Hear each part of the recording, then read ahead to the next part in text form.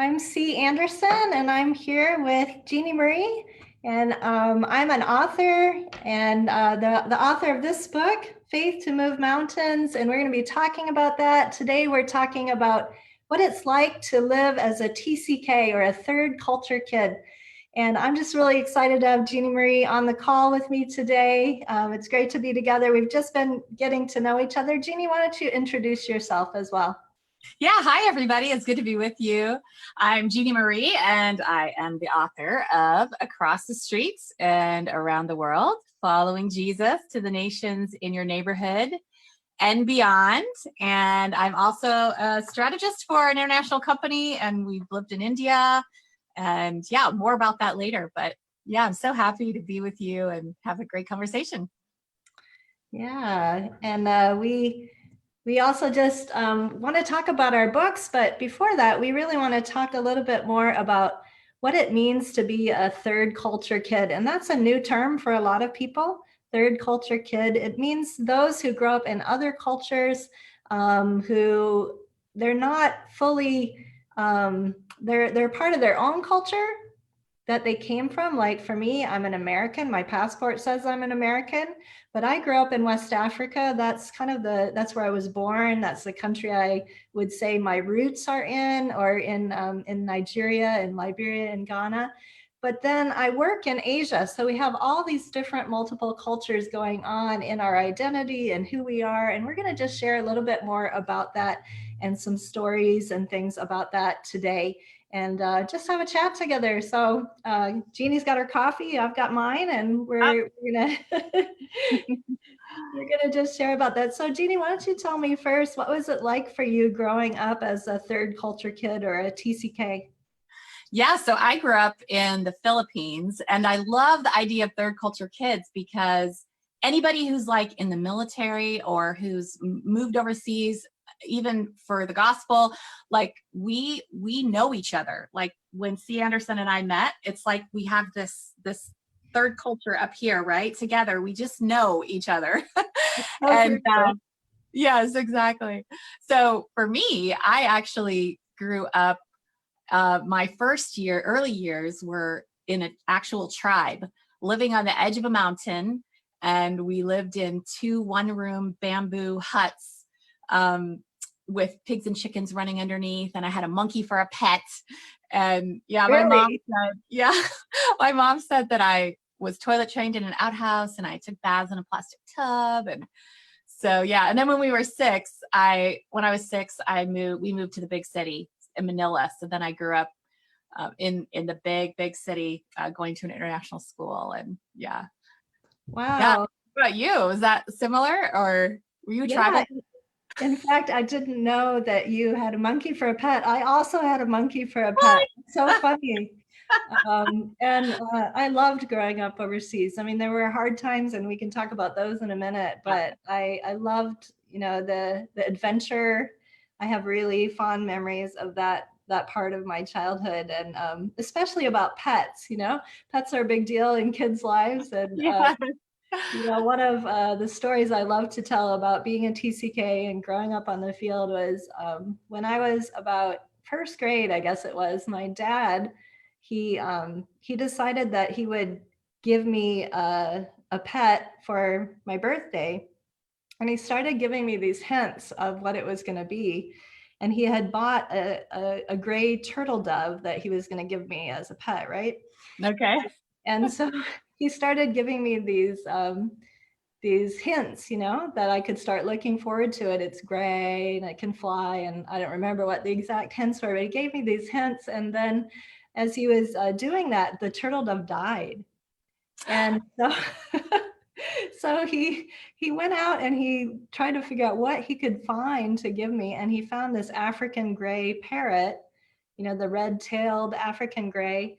And that's what he ended up giving me for my birthday. And that bird learned how to talk right away. And it could say yabba dabba doo, and it would sing and, whistle in harmony when we would sing at the breakfast table, our devotions. I mean, just this amazing, this parrot that we had. And then my dad kept giving me a new pet every birthday while we were on the field. So we basically had like this zoo And one of the gifts was a monkey that I got later. But yeah, that was a super fun part of growing up overseas and all the different pets that we got to have. And Yeah, we can. I love the adventure, and you can do all sorts of things when you're overseas that you can't do here, right? The same thing. Well, we have more in common than we even knew, because I also had a parrot. oh And wow. this is part of my stories too, is when you grow up overseas, there's always these opportunities, like even in the summers and things. There was one summer in high school where I went on a ferry boat with a group of people from my school to another island, and we were helping some other workers there do some things, and we lived in the jungle for a couple weeks, and I actually came back on the 24-hour ferry boat ride with a parrot that I had bought in the market that was wild. We named her Jezebel, and she eventually ate her way out of the cage and flew away, but she was a pretty wicked bird. But yeah. Jezebel was an appropriate name, huh? Yes. Yeah. Well, we had Polly and then a later parrot named Mark. So anyway, that's hilarious. We both had parrots and we both had monkeys. But yeah, Yes. and I always felt like we had advantages as missionary kids that other people who grew up in their own culture, maybe they had all the programs and got to go to dance and, their Right. gymnastics class and all the soccer teams and all those things that we maybe didn't have. But there were trade-offs, there were things that we Mhm. were really blessed with and that I consider to be a rich part of my childhood. But there were hard things too. What would you describe as some of the big challenges of growing up as a TCK? Yeah, we I was thinking of one of the good things that falls into the challenge was that, you know, before I was in high school, I was in 50, I mean, I had traveled to 50 states, had been in several Wow. countries. And so there's all these experiences, but with that comes the goodbyes. And I recognize now that I really don't like goodbyes, because people seem to always be leaving me. And, for people that are watching right now, and third culture kids, or you have a third culture kid, or you're thinking of having your kids be third culture kids, this is just a reality that people come into our lives quickly, and then sometimes they leave. They have to leave because of visas or because of illness, or we're moving or traveling. And one of the blessings with that, right, is that we connect very quickly on a deep level with people, because we know we might not have them very long. But I was just always sad to see. So some third culture kids will hunker down afterwards, right, and live on a farm because they want stability. And then most third culture kids then will have this wanderlust that they have to, even because of the goodbyes. And um, yeah, I was thinking, when you were talking about the ballet and the soccer and all that, when our family actually moved to India later in life, my husband and 4 kids, and we had to leave suddenly and early. And I was sitting with the other workers, the other moms that were with us overseas, the foreigners, and I was just crying and crying, because I was like, my kids will not be third culture kids. Like, they're not going to have all these experiences. And here I am, I have to say goodbye again to you guys. And they both were like, wow, we needed to hear this, because we were starting to feel sorry for ourselves that our kids couldn't do ballet and soccer and all that. And I'm like, no, this is a gift. This is a gift that's a bittersweet gift that you're giving your children. Yeah. So for me, that was probably more of the goodbyes. But I think your experiences were pretty. You had some really hard experiences overseas, right? Yeah, well, we did. And I think, my childhood, I lived in West Africa up until I was about 13. And Mm, then when I was 13 in Liberia, where we were living, there was mm, a military coup wow. d'etat, and a takeover. And it was quite a dramatic one, quite a violent one, where many of our friends that we went to the American school there, our friends who were Liberians, their parents worked in government or were ministers in government. And Mhm. they were either killed or they had to flee the country, and there was looting and raiding. And it was a very traumatic kind of experience and time. And then we were evacuated and came back to Kansas. We were in Lawrence, Kansas, and I went into middle school, public middle school, at age 13, having come out of that type of an experience. And I think for me, that was, the hardest thing about being an MK or a TCK has been, there's always this part of me that says, I don't quite fit anywhere. I don't know Mhm. if you I have experience that totally. Yeah. that. I know a lot of TCKs feel like, I'm an Asian and white skin, or I'm a, I feel more African than I feel American, and yet I am American, but I'm also this or I'm also that. And when we came back out of that traumatic experience, it was really quite difficult to fit in and relate with American teenagers, and what they were dealing with and processing was so different from what I was. And so I think that's just, again, for those who are listening and on the call today, I think having a real compassion for missionary kids that come back, that are in your country, and really reaching out to them, but and understanding that it really is a huge, huge adjustment for them. But when people reach out, people help. You do make that transition, but that was a tough one for me. How about for Yeah, you? that's really, I mean, intense to It was have to, and intense. then suddenly you're in this little town in Kansas and you're like, wait, what? And then it seems like we have this view of the world that's fairly wide.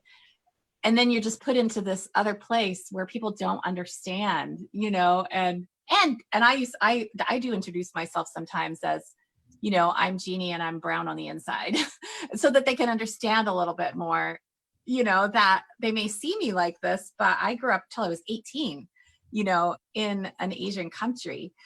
And yeah, it was funny when you were talking about the the coup that I also went through. I mean, there was people power, and when the government tried to overtake and there were tanks in the street and all that, guns around, and we had school was out, but I don't remember. I wasn't traumatic for me because it felt kind of normal, and we didn't have to evacuate like you did, and the country didn't get taken over. And so, but I recognize there's a lot of things in my history that I think are just normal, but other people are like, wait, what? You had that? That's not normal.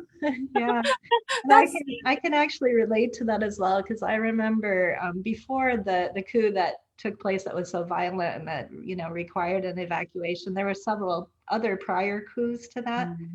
And for those, we used to laugh at school. We would say, in America you get snow days, and in Africa you get coup days. We that's right. school, for we get off school for a week. Yeah, we were Yay! okay, another coup. So it did feel normal until it became, Until you had to leave. Yeah. it Yeah. became violent and affected people we knew in that way. So Yeah. yeah. Yeah, Well, I think another thing is that I didn't recognize until we moved back overseas as a family how I took for granted that the physical suffering every day, and I will say suffering, just I'll say discomfort, like that I grew up in a place that was hot and humid, but I didn't really recognize how hot and humid and actually how difficult it was until we went back overseas, and then my family members are like, wow, this is so hard.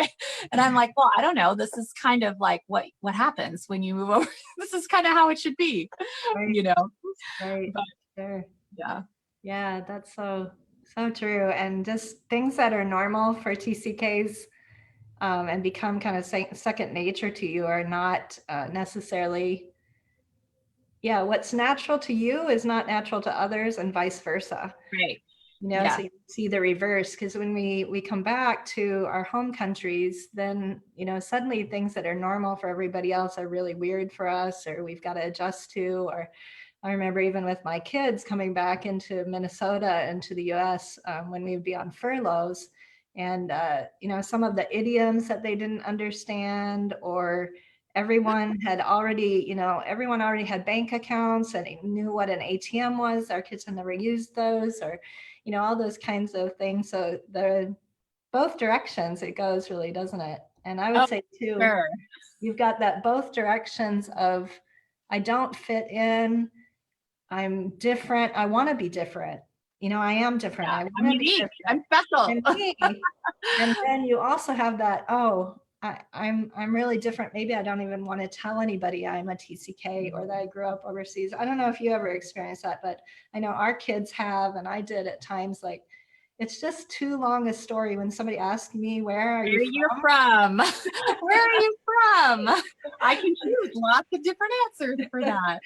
And Yeah, it's like, I really relate to when I came back when I was 18. I didn't know a lot of things that about American culture. And I remember I didn't know how to put gas in a car. They just do that for you there in the Philippines. And I had a motorcycle anyway. And I didn't know how to vacuum. We'd never vacuumed. I used a coconut husk, on wood floors. And so I remember I was getting married, engaged, married, and I'm with my in-laws, and they said, "Can you vacuum?" And I'm like, okay. And I just kind of went straight along like this, all the way. And then I kind of turned around, and they were all just laughing at me. And I'm like, well, I've never done this before. putting stuff in the dishwasher. I remember we didn't have dishwashers, And so I remember putting regular soap. I was babysitting and I put regular soap in, and the whole kitchen floor completely. oh, wow. And here's the thing is I did it again because I didn't know. I'm like, the dishwasher must be broken. Oh, that's funny. Wow. Yeah, it's so true. The things that, and yet if people would go to the Philippines and try to clean a floor with a coconut husk, They wouldn't know what to do. they wouldn't know what to do at all. So true. Yeah. Wow. Well, as you were a TCK and growing up overseas, did you ever think that you would end up in cross-cultural work and sharing Christ cross-culturally as you do now? The kind of thing you're doing now. Did you ever think that would be part of your life, or did you have other dreams? Yeah, I did not. And surprisingly, right? You would think that it would be born in me, but I thought that if I was going to go overseas, it would have to be to completely farthest unreached. Otherwise, what's the point? Was my thought process. And that tribal work was the only option. I just didn't know that there were unreached people groups in cities and business, business people and all that. And I did not want to live in a tribe. I just didn't see myself in a tribe. And so when I came back, I completely just took that off the table. I'm not going to live in a tribe. So therefore, I'm going to be in the US. And I remember my dad once saying, but Jeannie, I took French 4 years in high school. I love other languages. And he said, you could go to North Africa. That's unreached. And I'm like, oh, if they can speak French, they can find Jesus.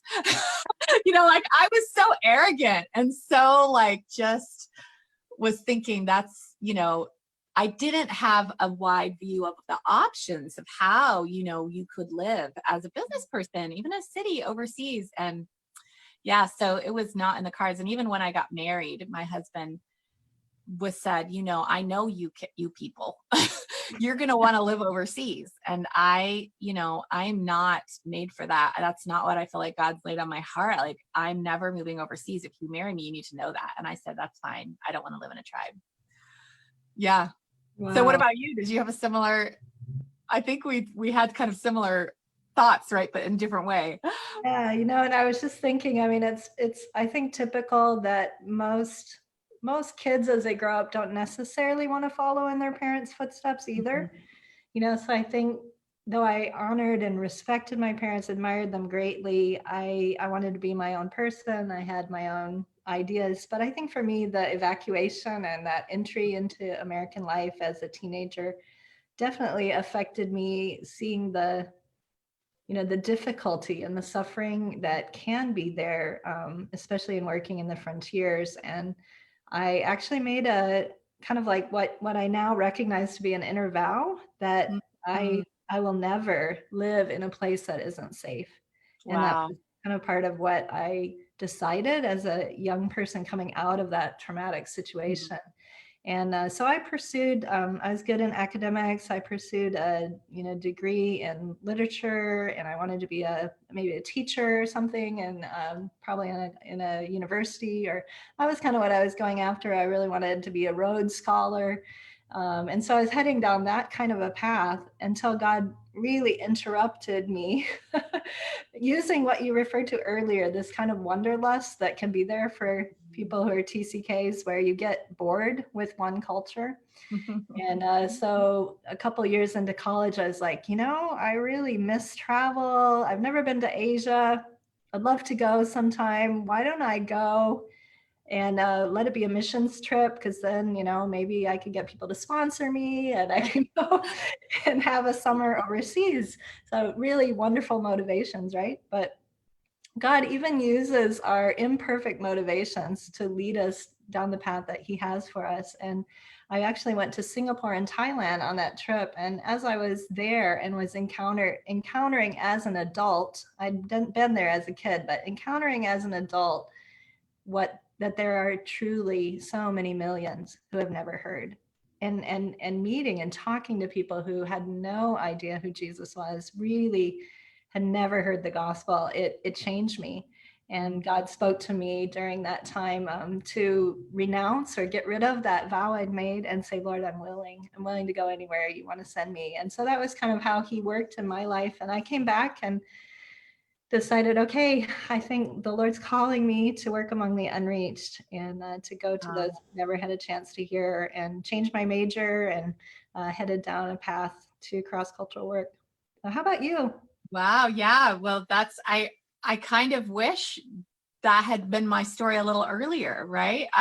But that I don't, because God uses everything that's in our life to Absolutely. shape us, right? And His timing is perfect. So, but yeah, I went ahead and got a degree in English communications and got married, and yeah, every year after that, I would have what I call a third culture kid fit.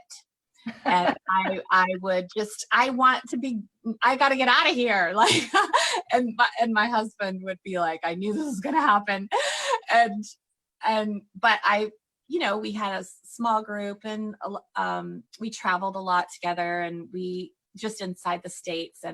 But then what happened was, about 10 years in, best friend of my father's from India came and stayed with us. And we had just lost a business that we had invested in, and we were living in a little 2-bedroom apartment. And he just said, can I just stay with you? And I'm trying to raise money for orphans and stuff. And when he came and stayed with us, all of a sudden it was like he would pray for people and they would get healed. And he was following Jesus in a way that I was like, I am jealous. And this had really not much to do with moving overseas, but more about an experience with God that I felt like I was missing. That God was powerful and alive and real right now, and I wanted a piece of that. And so I started. It was like almost like a inner conversion with my experience with God. And when that happens, suddenly your heart gets broken for all the people in the world that will never hear of Jesus Christ, of the good news of the kingdom of God. And I was wrecked, and started working with him, from afar for 5 years or so. And yeah, then of course I started working at a church and trying to mobilize people to work overseas, and then the whole family gets involved. And yeah, and so my husband also got just really, the Holy Spirit really moved in him too, to say, hey, I could be and that's when I started realizing that there were lots of options for ways that I could be myself. I could be who God made me to be. I didn't need to live in a tribe. I could go work with Muslims and Hindus, and and as a business person, I'm a business person. I was in the corporate world for 10 years, and so yeah, and then we moved to India. So That's yeah. great. Yeah. Well, and it's interesting. I don't know if you're watching who's on the live, but I do see we've got some from the Philippines who are here from where you grew up. Oh! And we have others coming in from India as well. So some of the countries we're talking about and that we've been in. It's great to see you guys on the call today. And do Yeah, feel free that's to so ask fun. any questions you have about TCKs. One of the things I love about missions today is When we were missionary kids, when we were TCKs, most of the missionaries were Westerners, but that Mm, has radically changed today, hasn't it? And yeah, so for many sure.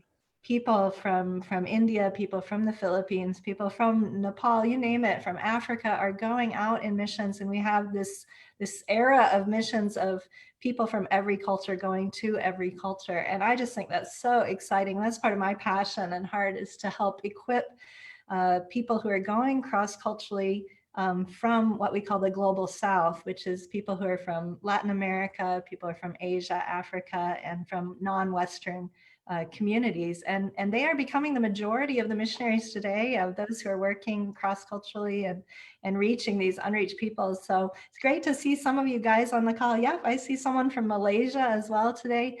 And the global south audience, that's here today, they also face the same things. When a Malaysian goes to work in India, That's they right. face cross-cultural issues, and their children face those same kinds of things. Mhm, mhm. And so it's great to have you guys on the call. Do feel free to ask questions. We'll have a little bit of time in just a few minutes to answer those. But tell me a little bit more, Jeannie, though, as you did feel this calling and you began to work in who you are as a mobilizer and in business, a business person reaching out. How did you end up being an author and writing the book that you showed us at the beginning? Show us that one more. Yeah, yeah, I'll show you the cover again. Yeah. So since I was 5, I always wanted to write. I wanted to write a book. I wanted to be an author. Like, that's something that God put into my heart, like a personal passion. And so I've always had half a book written. And as I started working with people, mobilizing them, training them to, as I came back, and go overseas, I saw there was a lot I really wanted to share with them. And I had to give them 12, really thick academic books Oh, in wow. order to help them just get a glimpse of the opportunities and how to disciple people right where they were, that kind of thing. And I started thinking, wow, what if I just put this all in a book? And I started writing and just really went after that. And it's been an amazing experience, mobilizing to the masses, I call it, with a book, with a traditional publisher, has really, really been a huge opportunity. So that's how I started writing, is saying, this is a passion I have, and how can I use how God made me in order to be a voice for the nations? Yeah. Yeah, that's great. And, I'd love to have you share in just a minute a little bit more about your book. We do have a question here. Someone's asking, is there a way to send this to others, or is it recorded? So I did want to answer that. Yes, this is recorded. It'll be up on the page. It'll be in the video section, and please do share it. In fact, right now you can click that share button and share it to your page, or share it to somebody they can watch live, or you can even start a watch party and people can join us here. So yeah, please do share that.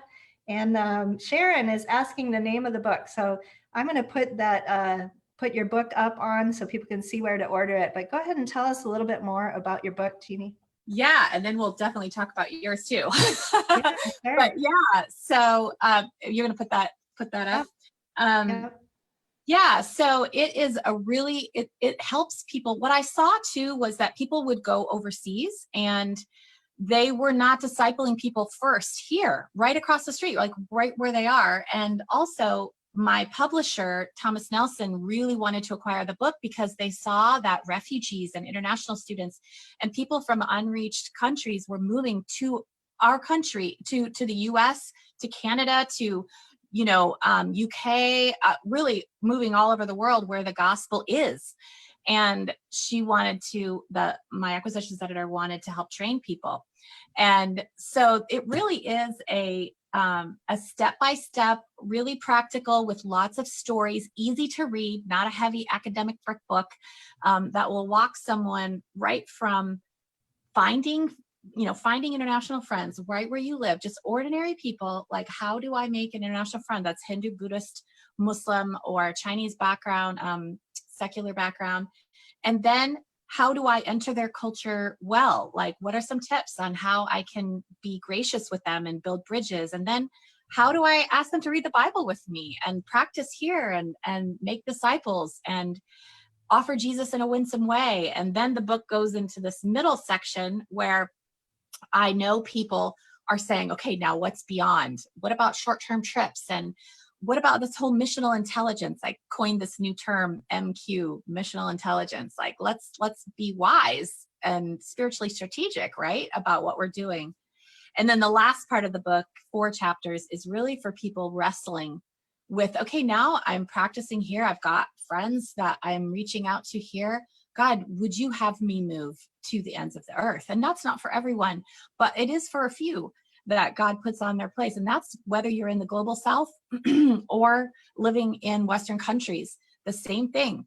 And it takes thinking about your personality and identity and what do I have to lay down? How do I surrender this dream that I maybe have? How do I get healthy enough to go? So, and then it just really is a jumping off point to go into all different directions. But it's like an all-in-one book, long explanation, but that's kind of what I'm hoping for the book. And it, for those of you in other countries, it's being translated into Portuguese and Norwegian. And it is offered also in India. I see there's a few people logging in from India. So yeah, so I'm excited about it. Yeah. Oh, that's great. And I have recently, I bought Jeannie's book. I've been listening to it on Audible, and it's a great book. I think it's one of the best missions books that I've read recently, in the last 3 or 4 years. And I highly recommend it. Really, it's entertaining, it's fun, but it's also power packed with lots of key principles to help us as we step into mission. So if you are on the call and you know somebody who needs this book, maybe you see that they are starting to be interested in missions or interested, you want to motivate them to reach out to people who are from other cultures who are around you, I really want to encourage you to get this book. And I also see Debbie Chastain is on the call here on the YWAM page, and she says, my fellow Greater Europe mission mobilizers and I are studying Jeannie's book and our book and in our book club, and it's been very rich. So good commendation there for you from Debbie. Thanks for sharing that, Debbie. And yeah, I think it's a great book, and I'm really excited for you.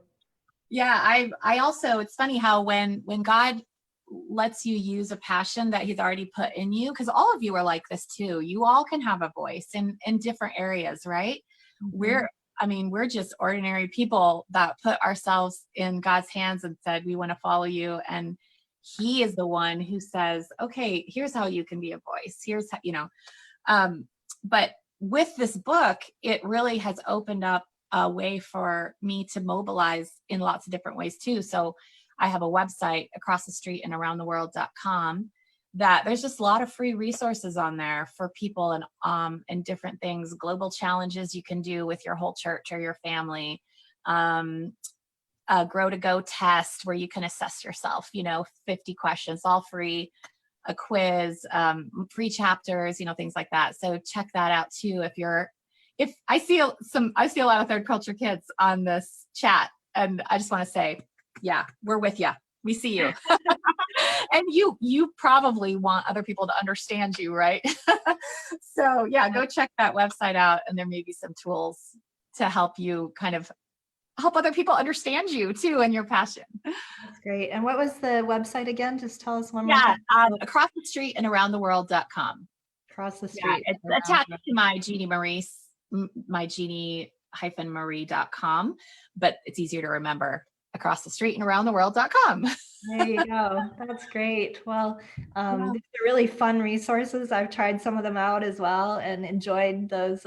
Yeah, you've got a great gift for making it fun as we explore missions. And yeah, and again, I would say the same as Jeannie just said. We're with you. We get it. It's not easy growing up as a TCK. There's hard things about it, but there's fun things. And I think that's part of the key, isn't it? Is embracing both the challenges and the joys of TCK life and saying, okay, I'm not normal.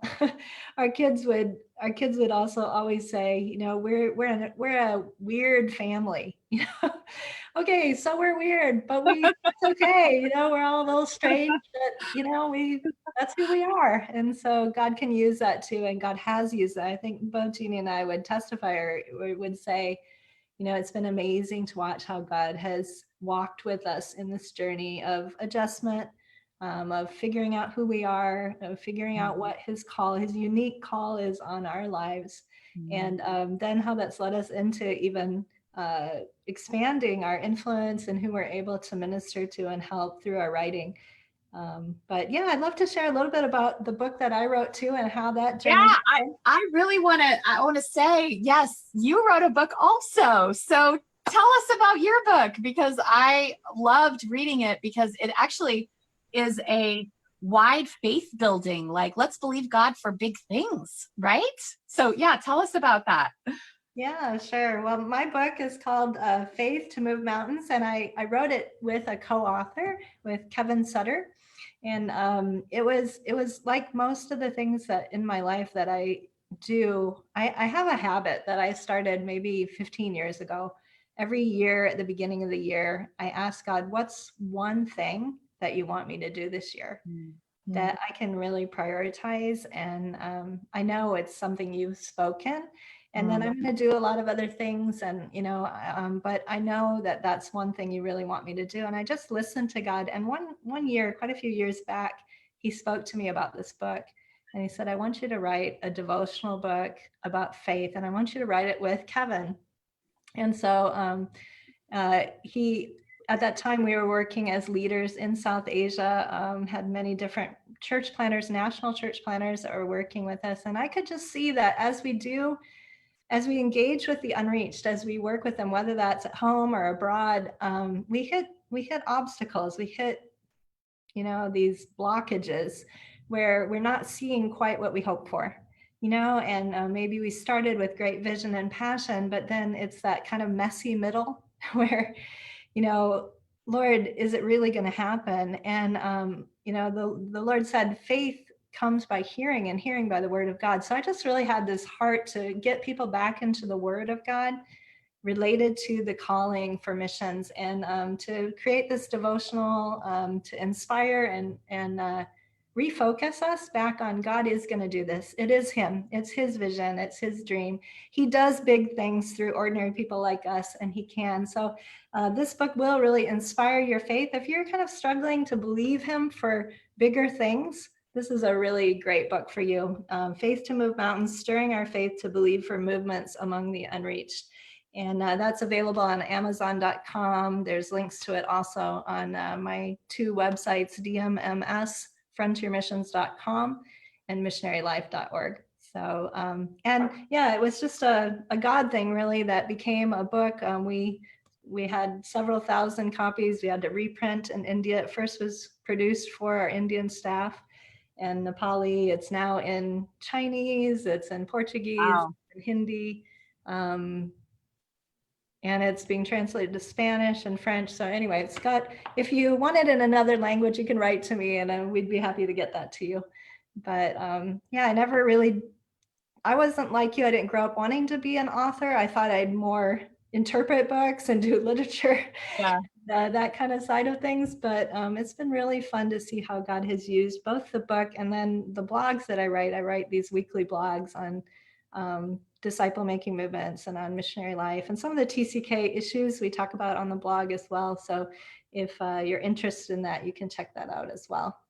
Yeah, I really appreciated when reading it. I realized that sometimes we say, okay, God, I'll follow you, I'll do this or whatever, but our vision is usually so much smaller than what we could believe God for.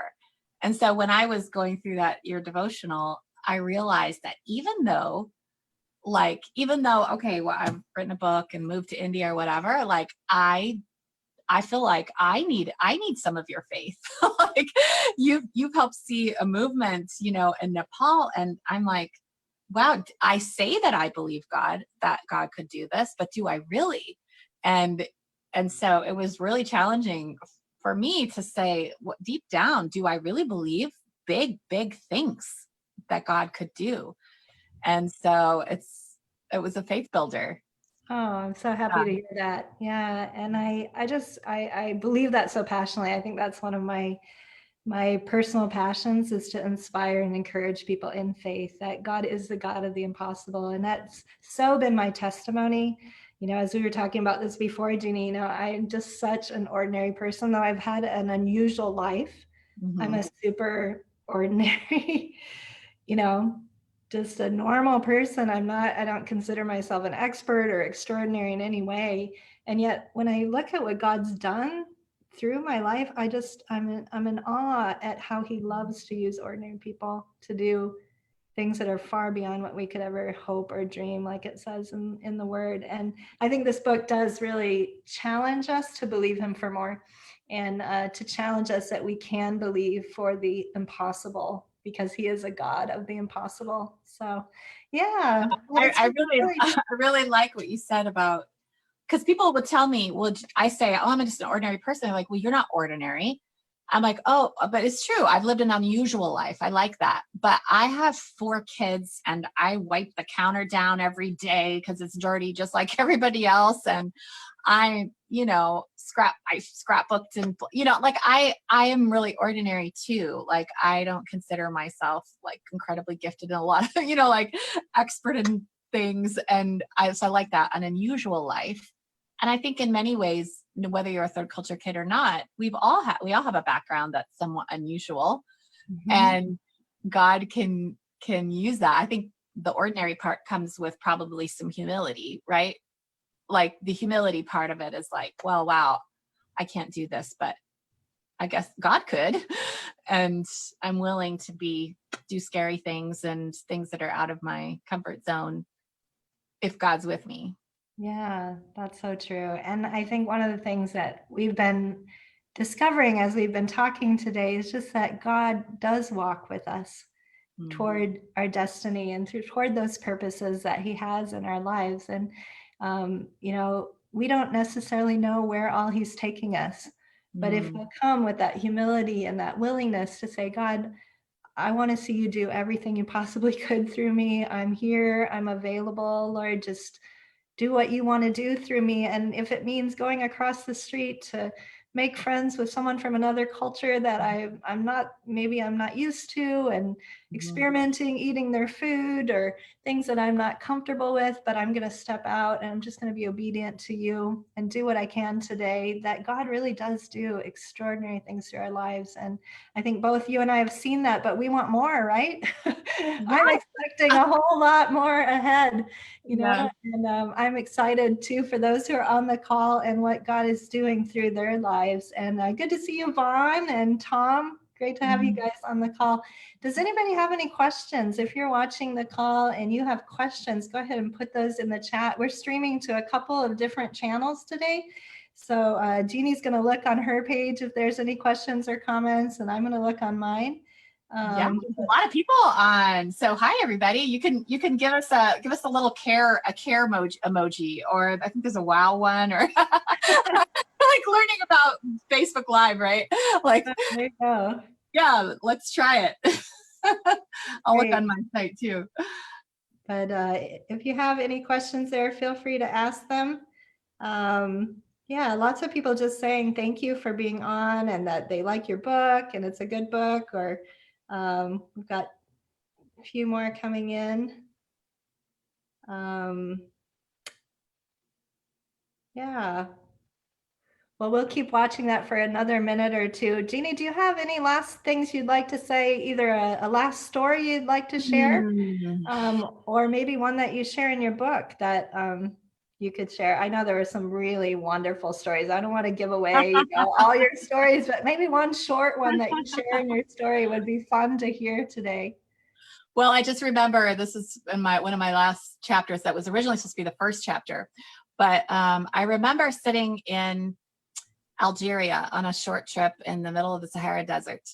And I was wrapped in a mulefa, which is a kind of a sheet 3 times, and I'm sitting there and I'm thinking, God, how could I do this the rest of my life? Like, I want to be here, but I didn't think I could actually do it though, because people that are living in those camps, wow, so hot and so hard. And I thought, wow, I don't think I could do this more than 2 weeks, but God, wow, how could you use me in a bigger way?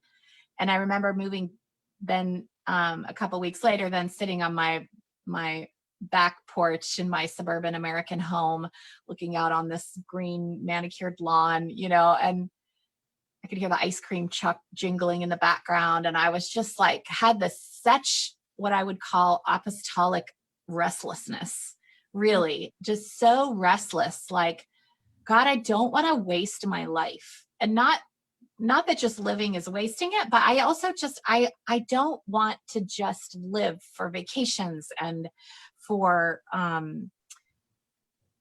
myself. I don't want to just live for pleasure. I want to be on a journey with you, whether that brings me to Algeria or India or across the street. That's when I started getting involved across the street with my Iraqi refugee friends and love them so much. And that catapulted me into a journey where God was saying, yeah, start where you are and do something today.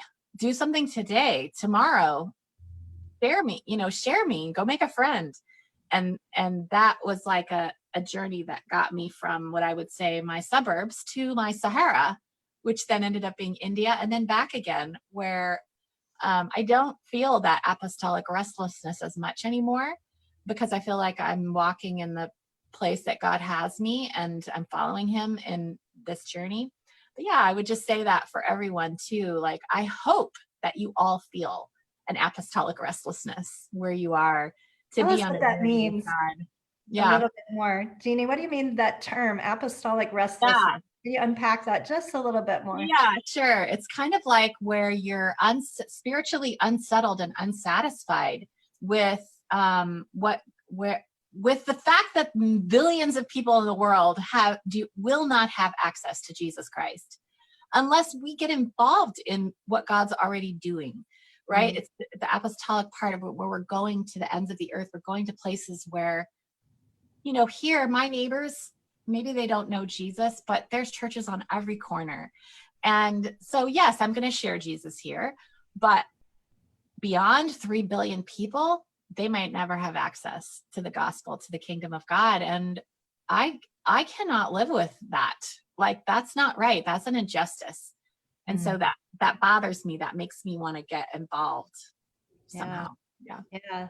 I love that. And it's so, so true. I think when I was first called to work among the unreached, that was what was there, that apostolic restlessness, that sense of it's not right. Something's not right. It's just not fair. I can't go back and live in my home country and live my nice life and for my own pleasure when there are literally billions who haven't had a chance to even hear one time in a way Yeah. they can understand Yeah. that that Jesus loves them, that he came and died for them, that he has a new life for them. They've never heard, and that created within me that sense of I can't be the same. I have to change. And yeah, I definitely had that similar experience. But we have a couple of questions people are asking, so Okay.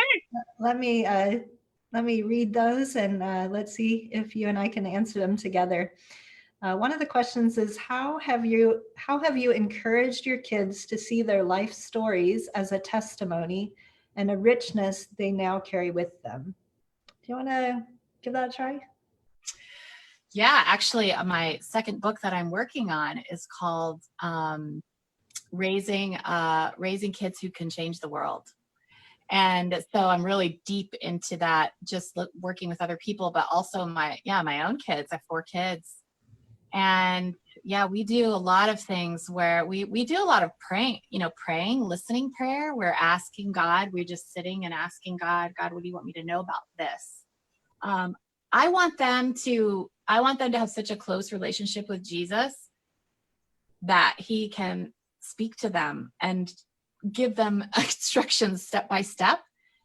At the same time, like, we do a lot of things, like I'm reading Hudson Taylor's biography at night. I have teenagers, so we're still doing that, not every night, right? But I'll read a little bit aloud, and reading through the 30 days of prayer together during Ramadan. And my kids are, they have a heart for the world, most of them. One of my daughters now, she's looking to move overseas, and that's a whole nother level, right? Because I can go and bring my kids, but sending my daughter without me, wow, whew, this is a whole new level of surrender.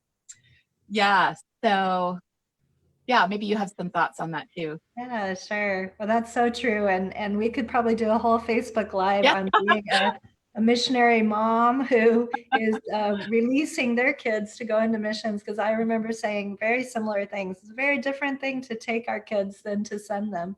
But yeah, just in response to this question, how have you encouraged your kids to see their life stories as a testimony and a richness that's there? I think, whenever we would come back to our home country, we would always, our kids would actually have a bit of a hard time. They didn't like America. They struggled with things in America. They were like, why are people so unfriendly here? You go to their house and they don't even invite you for tea, or, things that were so different for them. And we would always talk with our kids about, you have an amazing advantage in that you can choose to embrace the good of your passport culture, and you can choose to also embrace the good of the culture that you grew up in. And that's an amazing gift that you have. And so we would always talk about that. Like, most people don't have that opportunity. They don't have that joy and richness in their life, that they get to choose the best of both worlds and embrace the values that are good in both, and reject the things that they want to reject. A lot of people just absorb whatever culture they're in, but you get to have these choices because you can recognize these things that people don't see when they come back. So that's been part of the richness factor that helped our kids to say, what are you going to embrace? And all our children are now grown and adults, but I see that in them. I see that there's parts of them that are still very Asian, as they all grew up in Asia. And they've embraced, our kids will always offer hospitality when someone comes to their home. It's just inbred. They've decided they want to keep that you don't have to make an appointment to see me. You can stop by my house and you're welcome anytime. Those, they've kept that, I guess, even though they've lived in the States now as adults for quite a while. So I think that's part of the richness, and the testimony part. I think just growing up in a family that we did see so many miracles and so many things happen. They do share those stories, though. You kind of watch and wait for the people who are ready to hear them. And when it's appropriate, sometimes you just want to feel like a normal American or a normal person in your home country too. So I don't know if that answers the question, Vaughn, but thanks for asking it. We have another question too. If you have time, Jeannie, are you right for another minute? I'm good. This is fun. Awesome. Yeah. This one is from Charity, and Charity is in South Africa. And she's asking, what are the most challenging times you have encountered, and how did you keep the faith, obedience, and humility in your life?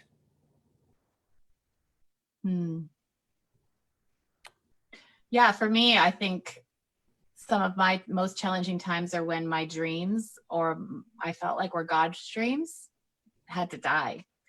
And like when we had to move back from India early, we were going to move for the rest of our life. And so that's a whole nother story, but we had to leave really suddenly and quickly. And when I came back to the US, and it was really hard.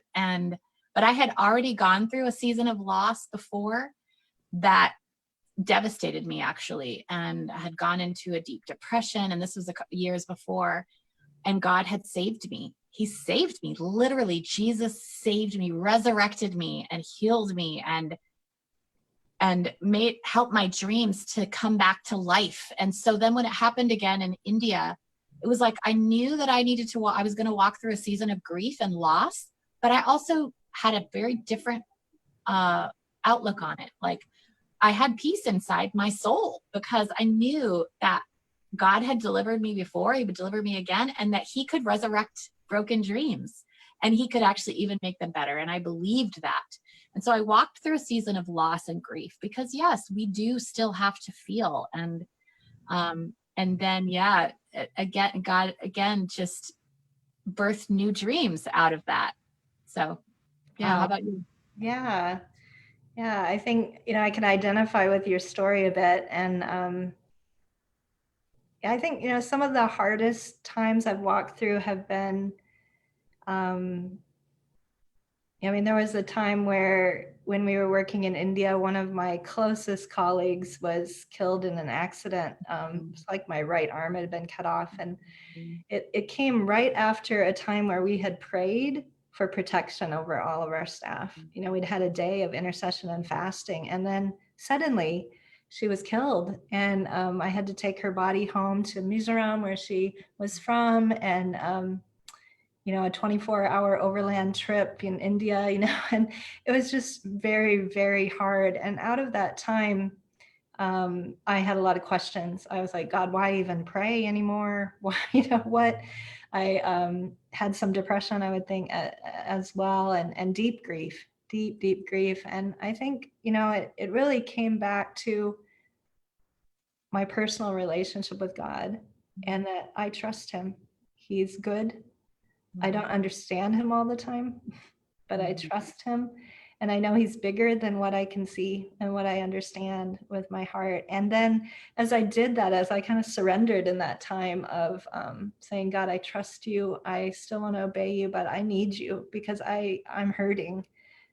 In that time, and this story is on my blog if you want to check it out, but in that time, God brought a little baby into my life from the slums that we were ministering in. And this baby was needing care. And as I reached out and loved this child and took care of her, God brought healing to my own heart. So I think just in response, Charity, how do you walk in faith and obedience and humility in the hard times? I think it really just comes down to that place of saying, God, you are more than enough for me. You're the one that I trust. And asking him to help you stay in that place of seeing his goodness and who he is in the midst of that. But yeah, it's not always easy. And it's okay, I think, to embrace the questions and the doubts that come with grief. And I've certainly seen in my life, God is big enough for that. He's big enough to handle our questions. He's big enough to handle our challenges, but he's also always good, and he's more than enough. And I just wanted to add to that too, one little thing and you may have something more you want to add, and then we're going to wrap up here. But I'm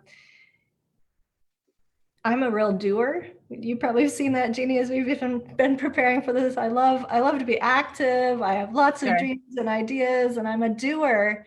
And yet in the doing, there's so many things we can do, but coming back to that identity piece of that, he loves me as his daughter. He loves me as his child.